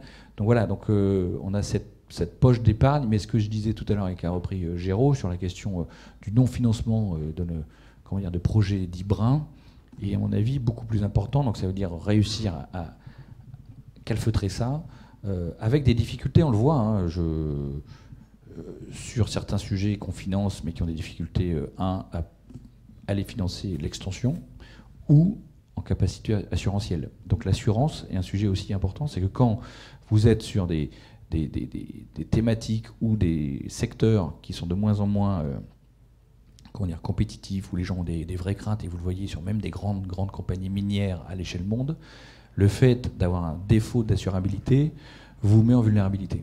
Et je pense que tout ça va converger et dans la décennie va nous permettre quand même d'accélérer sur la transition écologique. Merci. Alors on va prendre un deuxième jeu de questions. Je vois beaucoup de mains qui se lèvent et on commence. Bonjour, Serge Defaille. Donc je suis un compagnon de route de l'ADEME et de la FME depuis plus de 40 ans. Donc j'ai fondé Biomasse Normandie il y a 35 ans et le comité international du bois énergie il y a 15 ans. Donc on me remercie pour l'aide que vous nous apportez. Sans vous, on n'aurait pu rien faire. Je voudrais prendre un sujet qui fâche, c'est Bercy et le Trésor public. Bon, on a une schizophrénie au niveau des services de l'État. On a d'un côté l'ADEME qui appuie sur l'accélérateur et Bercy qui appuie sur le frein en permanence. 4 exemples très vite. La taxe carbone. Comme l'a dit Cédric, ça fait 40 ans que les choses sont sur la table, que tout le monde a expliqué qu'il fallait le flécher vers la transition et qu'il fallait également des compensations. Bon, Bercy l'a totalement ignoré, c'est-à-dire complètement. Donc tout ce qui était écrit par Quinet, par De Pertuis, par tous les autres, quoi, totalement ignoré. 3 exemples. Les prêts croissance verte. Bon, on apprend il y a 1 an que c'est plus affecté à la chaleur renouvelable, uniquement à l'efficacité énergétique. Pourquoi ? Les gens de la Caisse des dépôts posent la question, personne ne le sait. Bercy a dit non, maintenant, ça sera uniquement l'efficacité énergétique plus chaleur renouvelable. 2 dossiers rapidement. Un dossier en Lozère, financé par l'ADEME, petit réseau de chaleur de 3,5 gigawattheures. 65% de financement de l'ADEME, 62%, excusez-moi. Le reste financé à prêt croissance verte à l'époque par la Caisse des dépôts pendant 30 ans à 1,5%. La DGFiP dit au maire, non monsieur, en régie communale, vous êtes trop endetté, vous ne pouvez pas investir. On dit, mais attendez, c'est un budget annexe, c'est pas le toit de l'église, c'est pas un rond-point, c'est payé par les usagers dans l'abonnement. Ah non, alors que la commune porte des emprunts du département de façon totalement illégale pour le SDIS et l'école des pompiers, mais c'est la commune qui est considérée comme endettée. Dossier qui capote. Bon. Deuxième exemple, dans le Puy-de-Dôme, petite délégation de services publics, 9 gigawattheures. Le dossier est attribué à une PME, pour une fois, pas à un grand groupe. Ça passe en CNA récemment. Vauquier abonde, 50% de subvention. La PME met 400 000 euros en fonds propres. Et donc, il lui reste emprunté 2,6 millions. La Caisse des dépôts à Clermont-Ferrand dit, c'est super votre dossier, on finance. Ah, mais il y a un problème, il faut une garantie bancaire. La PME ne peut pas donner une garantie d'1,150 000 euros. Comment est-ce qu'on fait ? On voit la région. Ben, vous voyez, effectivement, il y a les possibilités de caution par la BPI. Mais la BPI, mais je ne peux pas cautionner une banque de mon groupe. Bon, voilà. Projet actuellement en stand-by. Le PME fait le tour des banques pour trouver un financement qui va être plus court, plus cher, qui va mettre en difficulté le projet, qui va renchérir le prix de la chaleur, qui va affecter sa trésorerie. Donc, des exemples comme ça, Je peux vous en citer depuis 40 ans des centaines. Comment est-ce qu'on fait? Comment est-ce que vous faites pour arriver à faire en sorte que les politiques arrêtent de dire à Bercy, on ne peut pas constamment raisonner à faire rentrer de l'argent dans les caisses et ne pas en sortir, c'est pas possible, quoi. À un moment donné, on travaille pour rien les uns et les autres. Merci. Alors, il y avait 2 interventions là-bas, et puis une ou deux là. Voilà. On commence par là-bas, comme tu veux, on commence par là. On va prendre toutes les interventions. Hein. Oui, bonjour Antoine Guilleux. Vous pouvez être assez court, si ça vous Oui, pas, très bref. Antoine Guilleux, avocat et secrétaire général de France Énergie Éolienne. Vous avez beaucoup parlé de l'éolien, enfin un peu ponctuellement, mais sur des sujets assez intéressants, sur la question de l'acceptabilité sur laquelle nous on travaille depuis plus de 15 ans. La question de l'acceptabilité, justement, sur quelques points que vous avez évoqués, j'ai le sentiment que la filière répond pas trop mal aux objectifs qu'on se fixe. Il y a la question du recyclage que vous avez évoqué. Je ne suis pas sûr que ça soit directement lié à l'acceptabilité, mais vous en avez parlé. L'ADEME a travaillé sur l'analyse du cycle de vie de l'éolien, et je crois que l'éolien s'en sort assez bien. Je ne suis pas sûr que ce soit ça, la question du traitement des pales qui pose une difficulté sur le terrain au niveau local. La question des conflits d'usage, à mon avis, elle est très bien réglée. Et je pense que les conflits d'usage avec le monde agricole en particulier n'ont jamais existé. Ce conflit, il existe et il a peut-être une capacité à monter un peu en charge sur la question de l'acceptabilité de l'éolien en forêt, qui en France est très mal perçue, ce qui n'est pas le cas ailleurs dans le monde. Donc sur cette question-là, je pense qu'il faut qu'on travaille.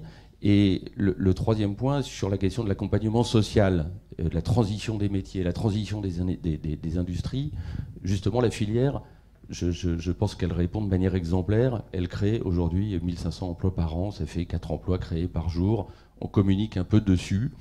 Je pense que c'est aussi un élément d'acceptation au niveau local. Il reste après les projets de territoire dans lesquels les énergies renouvelables, pas que l'éolien, le solaire aussi, doivent s'inscrire. Et j'ai l'impression que ces énergies renouvelables, solaire, éolien en particulier, accompagnent bien toutes ces thématiques-là. Et pourtant, on se heurte, et c'est un peu dans la prolongation de la question qui a été posée tout à l'heure, à une espèce de schizophrénie entre des objectifs législatifs très beau sur le papier et une réalisation sur le terrain qui est beaucoup plus problématique, et qui est plus problématique du fait sans doute d'un défaut d'accompagnement des politiques publiques sur le terrain et d'une opposition que rencontrent les énergies renouvelables qui trouvent leurs sources ailleurs et qui font que voilà, il y a un véritable hiatus entre des objectifs et une réalisation qui a du mal à se faire. Je n'évoque évidemment pas la question de l'éolien offshore, qui pourrait faire de la France la risée du monde en termes de réalisation des objectifs. Je vous rappelle que sur l'éolien offshore, nous allons publier une note d'ici l'été sur ce sujet. Bonjour, Amélie Rovin, Veolia. Merci beaucoup pour tout ce que vous nous avez partagé ce matin. Ça rejoint en fait ce qui vient d'être dit. Là, je vais dans cette continuité-là. La question est comment on décloisonne, comment on casse les silos qu'on a aujourd'hui pour entrer dans quelque chose de beaucoup plus systémique. Vous avez mentionné l'économie circulaire et je crois beaucoup à la philosophie qu'il y a derrière l'économie circulaire. Dedans, il y a l'économie du partage, collaborative, il y a comment on pense différemment nos modèles de production et de consommation. Vous avez parlé d'une rustine et qu'il faut changer en fait la roue. Et derrière ça, j'ai une question de sémantique. Aujourd'hui, c'est transition écologique. Est-ce qu'il ne faudrait pas parler de transformation écologique? Transition, dans la définition de transition, c'est évolution douce. De la même manière que pour le climat, on est passé de réchauffement climatique à changement climatique à dérèglement climatique. Les mots ont leur importance et dans dérèglement, c'est plus du tout la même chose que réchauffement. Donc de la même manière, est-ce que transition, en fait, Voilà, ça révèle quelque chose en fait de cette transition douce qu'on veut faire. Est-ce qu'on ne doit pas être dans quelque chose de beaucoup plus profond, systémique, de changement de modèle et merci beaucoup pour la partie fiscalité, parce que oui, c'est le nerf de la guerre d'envoyer les bons signaux aux acteurs économiques pour pouvoir faire cette transformation. Merci. Merci. Alors, il y avait 2 questions là-bas. Tu veux répondre tout de suite, tu préfères? Alors, pour répondre à monsieur, et puis je ferai la jonction avec la réponse sur l'éolien. Il y a une réalité aussi, c'est que tous les projets ne sont pas bons. Donc je pense qu'il faut qu'on fasse attention à ça. Je ne dis pas que c'est le cas, ce que vous me présentez. Non, mais... Ouais. Non, mais je veux dire, c'est que... Non, parce que parfois on nous dit, oui, vous n'avez pas soutenu, machin. Attention, parce que il faut qu'on fasse aussi ce travail-là de fond. Et si c'est instruit par l'ADEME, je suis sûr que c'est de très bonne qualité, et par la Caisse des dépôts encore plus. Mais il y a ce côté-là. Et je vous disais, ça rejoint ce que je disais tout à l'heure par rapport au changement. Donc c'est un truc tout bête. Aujourd'hui, je ne suis pas sûr que dans les cours qui sont délivrés aux personnes qui deviendront agents du Trésor, dans les écoles de l'État qui les forment, la question de la transition soit quelque chose d'abordé. Voilà. Et je me souviens qu'il y a quelques années, il y a des grands établissements de notre République qui ont vocation à faire notre élite, soi-disant, qui étaient aussi en retard sur un sujet qui est aussi important, en tout cas qui est une caisse de résonance importante pour le sujet, qui s'appelle l'Europe. Donc voilà, et je crois qu'il faut qu'on travaille à cette maille-là. Moi, je l'ai fait à mon maigre niveau. J'ai enseigné quelques années à Sciences Po Lille, qui avait développé un master sur les parcours en développement durable. Donc moi, je travaillais pour la commission à l'époque, et on m'avait demandé de venir présenter un peu l'ensemble des grandes organisations internationales, la façon dont tout ça se faisait. Et j'avais été surpris en 5e année de voir qu'il y avait quand même des vraies lacunes par rapport, ne serait-ce qu'au process décisionnel de l'Union européenne. Donc c'était quand même pas anodin. On était en 5e année d'un IEP très bien coté en province. Donc voilà, il faut quand même qu'on regarde ça. Donc je crois que la question de la formation, elle est essentielle pour que les gens puissent se décloisonner, comme vous dites, parce que ça ne viendra pas... tout seul, quand vous êtes formé et que votre vocation c'est de trouver des millions, faire que vous soyez sous 3%, et que c'est la Bible, parce que c'est la Bible, de facto, vous avez du mal à avoir un peu d'imagination, et je pense que même quand vous l'avez, vous n'êtes pas capable de la déployer. Donc ça, c'est un vrai élément. Donc il y a le débat actuel sur la question des 3%.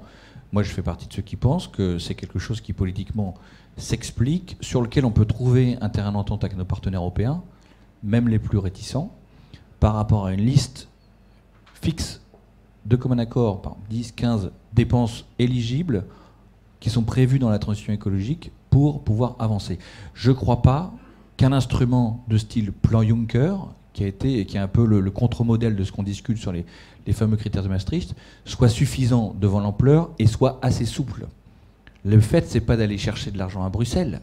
Le fait, c'est de pouvoir dépenser à l'échelle nationale. C'est ça le sujet. Et je crois qu'on est assez bon et assez responsable aujourd'hui pour se dire qu'on peut se donner des enveloppes, qu'on peut se déployer. Et je crois qu'on a assez de cordes de rappel dans notre État pour pouvoir faire entre les commissions des finances du Sénat, de l'Assemblée, le haut commissaire dorénavant, le haut conseil à la trajectoire budgétaire, pour faire contrôler et travailler là-dessus. Je pense que c'est un vrai élément, et en tout cas qui donnerait, je pense, de la visibilité. Et je pense qu'on peut se mettre ce qu'on dit en anglais un peer review, donc le fait que ce soit contrôlé par échéance de 2-3 ans par des personnes soit issues de la BCE, de la Commission, de ministère des Finances d'autres États, pour qu'on puisse vraiment construire là-dessus. Il faut construire. Et c'est le destiné, de société. Donc voilà, pour moi, la transition écologique, c'est un projet de société. C'est ce qui va permettre quand même de rétablir, j'espère, un peu de paix sociale, de faire baisser les tensions, parce que vous apportez une visibilité, un point de butée, et surtout un chantier. Il y a un chantier à faire. Donc ça, c'est quelque chose d'important. Et on le voit, le côté sociétal, il est majeur. Si vous voulez embarquer des gens dans une proposition sociétale, et ça sert à ça, la politique. C'est pas simplement se mettre des targnoles à la télé ou sur BFM. C'est construire un projet de société. Donc ça, il faut vraiment qu'on retrouve ça, ce fil, et je pense que la transition écologique est le projet qui permettra de le faire. Ça, c'est un premier point. Sur le décloisonnement, comment on fait, je crois que la question des communautés de travail, elle est importante, et pour des grands groupes comme vous aussi. Je sais qu'il y a quelques tensions parfois sur le sujet déchets à l'échelle régionale entre certains acteurs nationaux, régionaux. Donc il y a cette communauté à travailler qui n'est pas simple, en tout cas pour qu'on puisse avancer.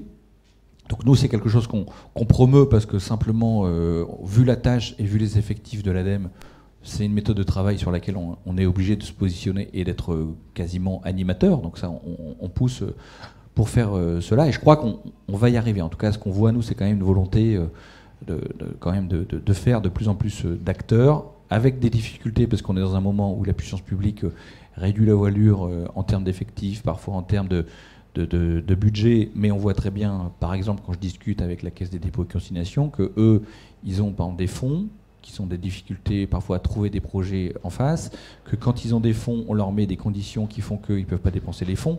Donc tout ça, c'est un combat de chaque jour, parce que quand vous levez un verrou, vous en avez un autre qui va mettre un crochet. Donc c'est un peu compliqué, mais on est dans ce combat permanent. Et s'il n'y a pas de réforme claire par rapport de l'appareil d'État et le message qui est passé sur ces sujets de transition, comment on met un peu de souplesse, de flexibilité. Moi, je le vois simplement dans la fongibilité que j'ai dans les budgets de l'ADEME. On parlait du fonds chaleur, du fonds déchets déplacé, alors que c'est une possibilité réglementaire, quelques dizaines de millions d'un fonds à un autre, parce qu'on a des projets beaucoup plus nombreux dans tel domaine par rapport à tel autre. C'est parfois un peu la baston politique, au sens noble du terme, entre les différents composants du CA de l'ADEME. Donc ça, il y a ce sujet-là qui est quand même assez, parfois, qui freine et qui nous met dans une incertitude. Parce que si on gagne, on n'est pas sûr que le lendemain matin, ça tienne encore. Donc ça, c'est un petit peu problématique.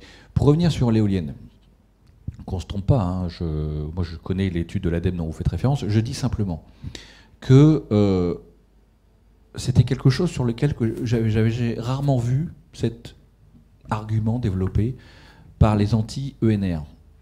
Et que là, la fenêtre d'opportunité de la problématique en Allemagne, où vous avez une génération d'éoliennes qui arrive en fin de vie, donc se pose la question du repowering, et on n'a pas encore eu le droit au bloc de ciment qui va rester, machin et compagnie, ça viendra. Moi, j'ai été surpris de la véhémence et de l'écho de ça. Donc c'est pour ça que moi j'ai demandé aux équipes, de regarder ce qu'on avait en termes de circularité interne, et on avait cette fameuse étude qui prouve que 92% est recyclable et compagnie, donc c'est très bien. Derrière, malgré tout, il faut quand même qu'on pousse pour la visibilité de la filière, ce qu'on a pu faire sur le solaire, notamment avec Veolia, par rapport à la récupération, transformation et valorisation des anciens panneaux. Donc voilà, c'est un élément, je pense, de défense. Moi, ma question, c'est de dire comment on prend, c'est un peu de l'aïkido, l'argument de l'opposant pour le transformer en quelque chose de positif en disant, attendez les amis, là, vous mentez.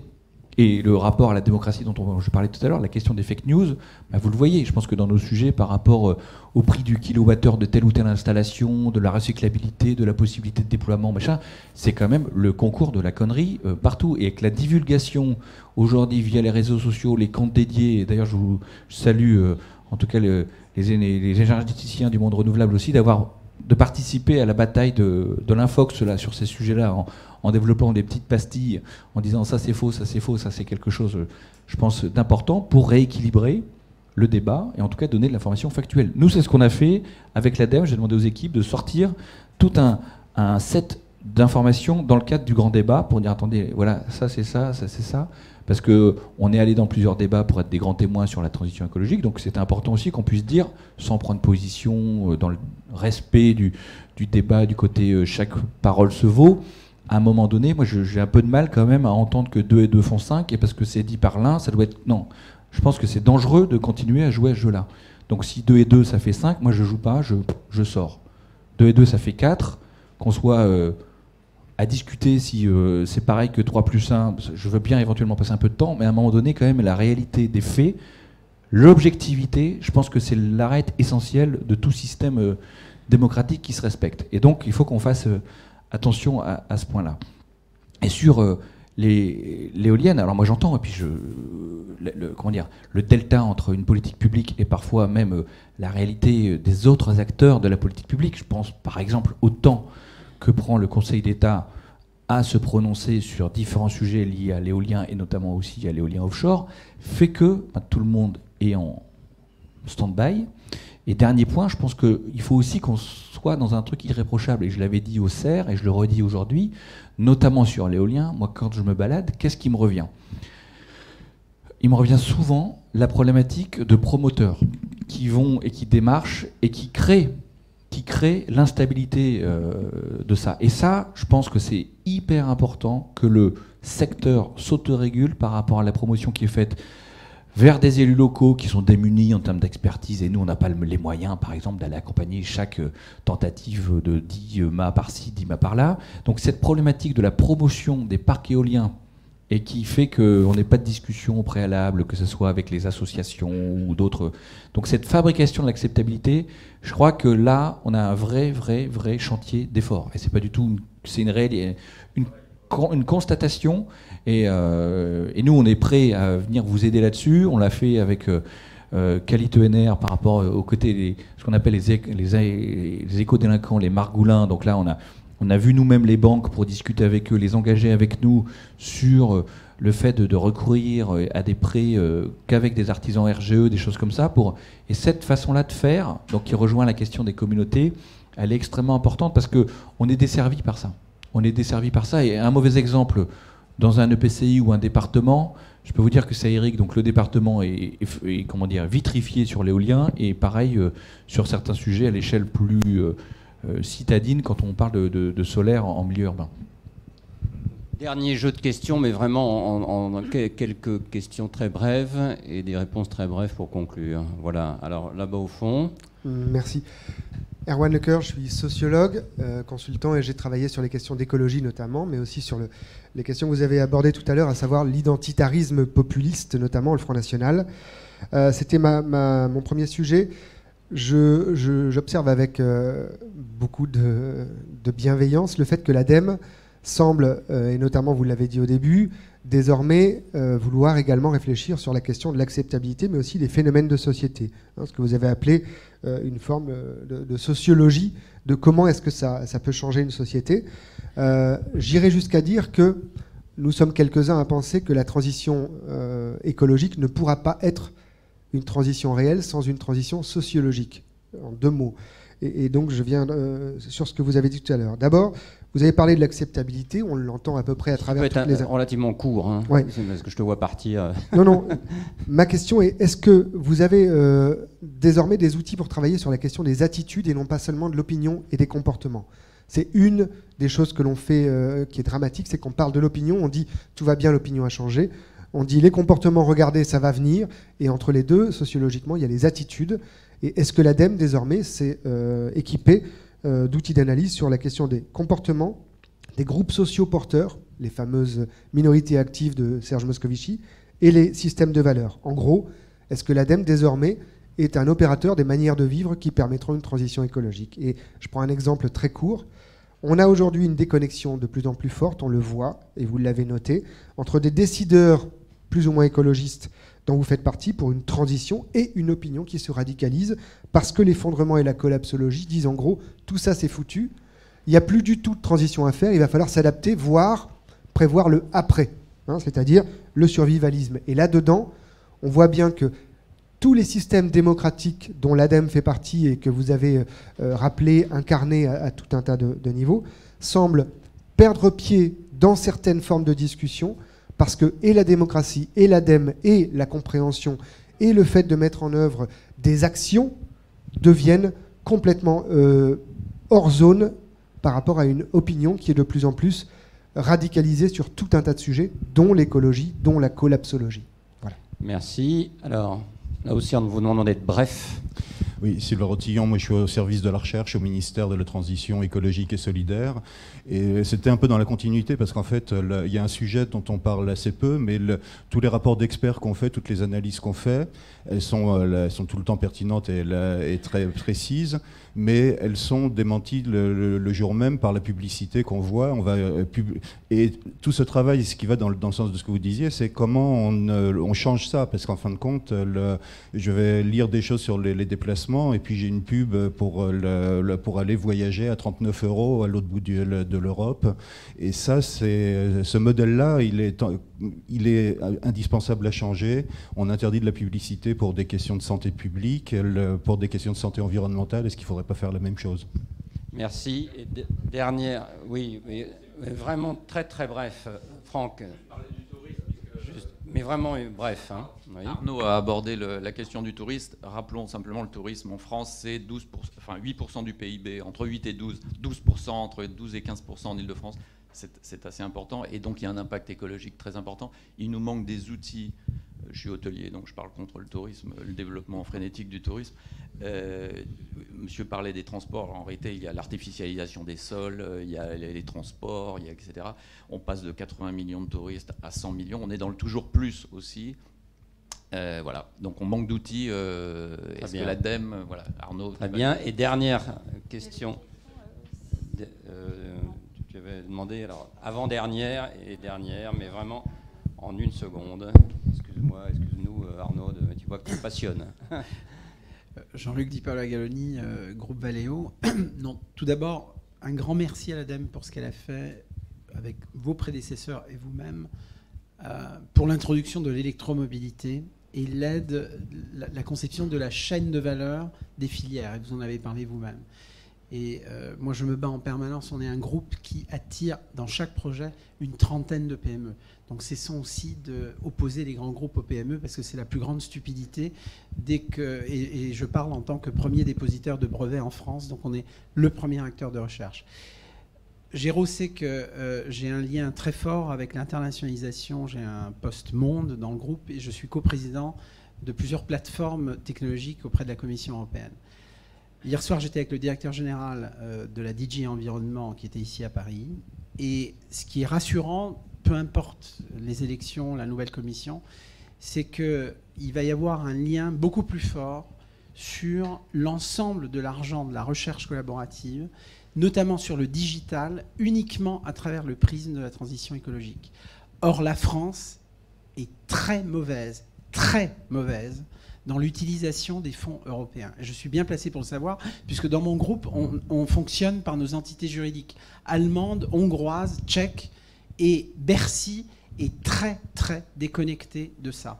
Donc, encore une fois, cassons les silos, parce que lorsque Bercy me dit qu'elle ne peut pas se coordonner avec le ministère de la Transition écologique, de l'environnement allemand, pour négocier des projets franco-allemands, c'est pas la peine de contacter des groupes vertueux comme ma voisine ou moi-même. Dès que les ambassadeurs ou Macron et Merkel se rencontrent, qu'est-ce qu'on met à Aix-la-Chapelle dès qu'il y a un traité, etc. Concrètement, les administrations sont incapables de travailler sur ces sujets-là. Merci. Donc, dernière très brève intervention. Oui, bonjour, Jean-Pierre Corsia, je suis élu à la mairie du 11e, chargé d'économie sociale solidaire donc, et circulaire. Moi, j'ai une question pour l'ADEME. Je sais que vous faites un super travail. Vous êtes au cœur de la complexité. Vous savez mener des stratégies, mais souvent, comme beaucoup d'opérateurs, vous annoncez des stratégies à long terme. C'est super, la neutralité carbone 2050, mais 2050, c'est très très loin. Et pour la plupart de nos concitoyens, il n'y a pas de visibilité, c'est abstrait, donc ils ne bougent pas. Tout le problème, c'est le changement de comportement avec une visibilité à court terme. Et moi, je pense qu'il faut aussi jouer ce rôle d'éducation populaire pour changer le comportement. Il faut essayer de faire voilà, des ateliers d'application pratique en essayant de faire un écosystème sur un territoire donné, pouvoir faire se réunir les entreprises, les élus, les associations, les habitants, mais dans des actions très concrètes. C'est pas un hasard si on a une belle évolution de l'alimentation bio, ben ce sont les citoyens, ce sont les clients des magasins qui à chaque fois font des votes, à chaque fois qu'ils achètent. Et donc aujourd'hui, tous les producteurs savent qu'il faut faire du bio. Tout le monde s'y met. Mais c'est parce que le citoyen a agi concrètement pour dire je fais un choix. Et donc il faut essayer de conduire les comportements. Et je pense qu'il faut que partout il y ait des ateliers d'éducation populaire qui montrent la complexité des situations et qui montrent que ça peut, avec des démonstrateurs, avec des expérimentations au niveau local, on peut essayer de conduire le changement. Sur l'énergie, énergie partagée, les gens produisent ensemble, Enercoop, plus il y aura de citoyens qui adhéreront, qui seront mobilisés concrètement, et plus on a des chances de conduire le changement et de faire bouger la décision politique au plus haut niveau. Merci. Alors, sur la question des ateliers, tout ça, oui, avec une limite, c'est qu'on ne peut pas tout faire seul. Donc nous, on est toujours partant et présent, je pense, dans l'ensemble des initiatives. Et à Paris, j'ai encore vu plusieurs élus récemment, et je vois régulièrement Anne Hidalgo, donc je pense qu'on est plutôt actif. Après, il ne faut pas se voiler la face, on ne peut pas faire tout seul. Nous, on peut accompagner. Et justement, on fait basculer notre stratégie de com via un nouveau vocable pour parler grand public, notamment pour travailler sur la communauté, initier, et ça c'est important qu'on garde ça en tête, on initie et nous après on se retire. C'est ça l'idée, et en tout cas l'ADEME a toujours fonctionné de la sorte, et je pense qu'il faut que ça reste dans l'ADN, sinon ça embolise le système. Donc ça c'est important. Après c'est aussi ce qu'on appelle l'empowerment en bon français, le fait que les gens s'engagent à leur échelle. Et nous on a travaillé, vous parlez d'Enercop, nous on a fait une étude notamment sur la réalité des offres électricité verte, dont Enercop est plutôt bien sorti du sujet, justement pour donner de l'information réelle et concrète et basée. Et ça rejoint un petit peu ce que vous disiez par rapport aux publicités. Donc l'ADEME attaque parfois des publicités, avec un succès relatif, et on est un peu seul. Et moi par contre je suis assez véhément sur la question. Alors on a des discussions actuellement sur la prochaine étape, parce qu'il y a justement un organisme qui vérifie le côté normalement compatible de la transition écologique des publicités. Bon, ça reste tout à fait relatif, donc il y a quelques éléments sur lesquels on a travaillé, attaqué, parfois gagné, on s'est fâché, dernièrement avec pas mal des professionnels du secteur. Et donc je pense qu'il faut qu'on trouve une nouvelle route. Donc il y a des gens qui prônent l'interdiction de certaines pubs, tout ça, je ne suis pas sûr que ce soit vers ça qu'il faille aller. Par contre, la question des récits, quel récit on met de société, la sobriété heureuse. Et moi je pense que c'est important que l'ADEME, et on l'a dit, on a fait plusieurs ateliers d'ailleurs ici, sur la consommation responsable, des choses comme ça, on s'approprie les termes des communicants parce qu'aujourd'hui on est une société de désir. Donc si on fait que des trucs qui apparaissent comme punitifs, même si on est dans le bon et on a raison scientifiquement, tout ce qu'on veut, on n'y parviendra pas. On n'y parviendra pas. Donc ça, c'est un élément sur lequel moi on travaille. C'est pas simple de trouver la bonne solution. Je pense qu'en plus c'est très dynamique parce qu'aujourd'hui vous avez une demande un peu de radicalité. Je suis pas sûr qu'elle survive très longtemps. C'est ça qui est aussi compliqué par rapport au mouvement sociologique qu'on a pu observer des années 70, 80, la construction.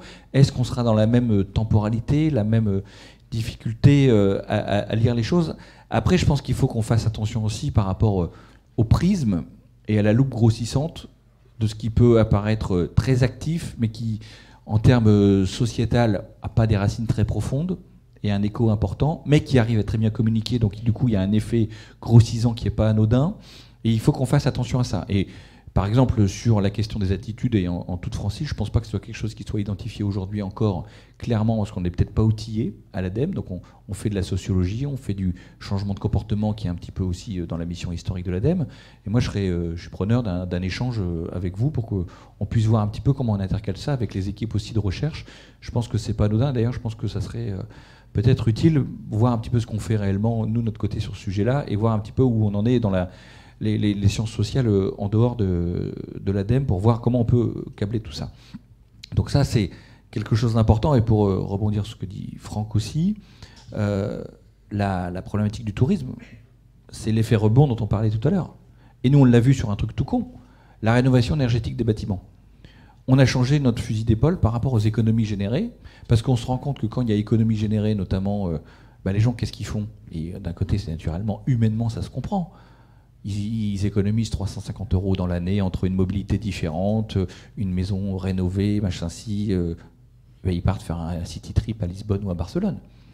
Donc, à la fin, la facture carbone,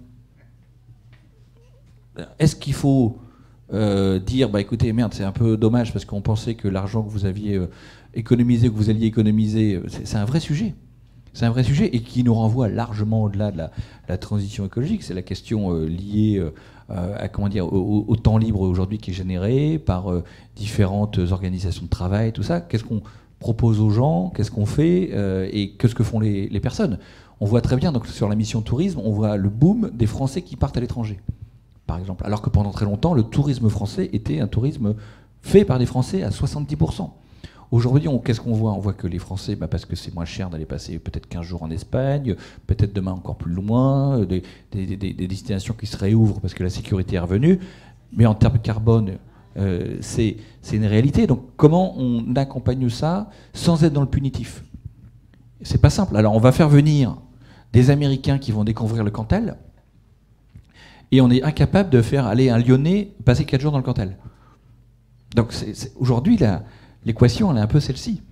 Donc c'est une vraie difficulté, avec une société qui aspire au loisir et l'impact. Et moi, je vois, on discute avec beaucoup de métropoles sur la question des déchets. Aujourd'hui, la cible déchets de beaucoup de métropoles qui sont devenues, de par le tourisme urbain, qui est quand même la locomotive du boom du tourisme en Europe, fait que une ville comme Bordeaux sont en dehors de leur clou en termes de déchets, parce qu'il y a un afflux tellement massif entre les paquebots maritimes, plus fluviaux, plus les gens qui arrivent déversés par les low cost. Comment on fait? Donc voilà la question, par exemple, de la taxation kérosène. Moi, j'ai été surpris de voir cette demande-là émerger fortement dans tous les débats, parce qu'elle fait partie de l'équité. Elle fait partie de l'équité, c'est un mot qu'on n'a pas employé ce matin, mais l'équité sociale et écologique, elle est essentielle. Essentielle. Voilà, Géraud, je terminerai là-dessus. Merci. Donc il nous reste les 3 vœux, je te le rappelle. Un vœu au secrétaire général de l'ONU, un vœu au président de la République et un vœu aux citoyens. Secrétaire général de l'ONU, je pense qu'il continue comme il fait, en tout cas de rester à la maille sur le débat commencé en 72, ce qui a pu être fait. Peut-être qu'il faut un nouveau rendez-vous majeur et qu'on puisse adopter le pacte environnement. Je pense que c'est quelque chose qui peut être intéressant pour la prochaine décennie. Donc mon vœu qu'on adopte un pacte environnement et qu'il soit lié, petite évolution du droit international, mais ça c'est un vœu pieux de juriste défroqué. Sur le président de la République, écoutez, qu'on tienne la maison et qu'on mette en œuvre ce qu'il a dit lui-même. C'est le défi de notre génération, la transition écologique. Donc voilà, qu'on y aille, qu'on fasse, qu'on maintienne une société avec un peu moins de tension. Donc ça, c'est un vœu important. Je pense qu'on n'arrivera à rien dans un moment de tension et de crispation. Et dernier vœu, c'est aux citoyens, parce que je disais tout à l'heure, engagez-vous. D'autres l'ont écrit, l'ont dit avant moi, on fera rien sans. Et on voit que quand on arrive à proposer un horizon plutôt positif, novateur, on y arrive. Alors ravi que la jeunesse prenne les devants, et je pense surtout qu'il faut que ce soit un horizon positif, optimiste, et qu'on ne tombe pas dans le déclinisme. D'autres l'ont porté sous autres aspects avant nous, et je ne pense pas que ce soit au mouvement écologiste dans toute sa splendeur et toute sa variété de se faire le porte-voix de cela. Merci. Merci.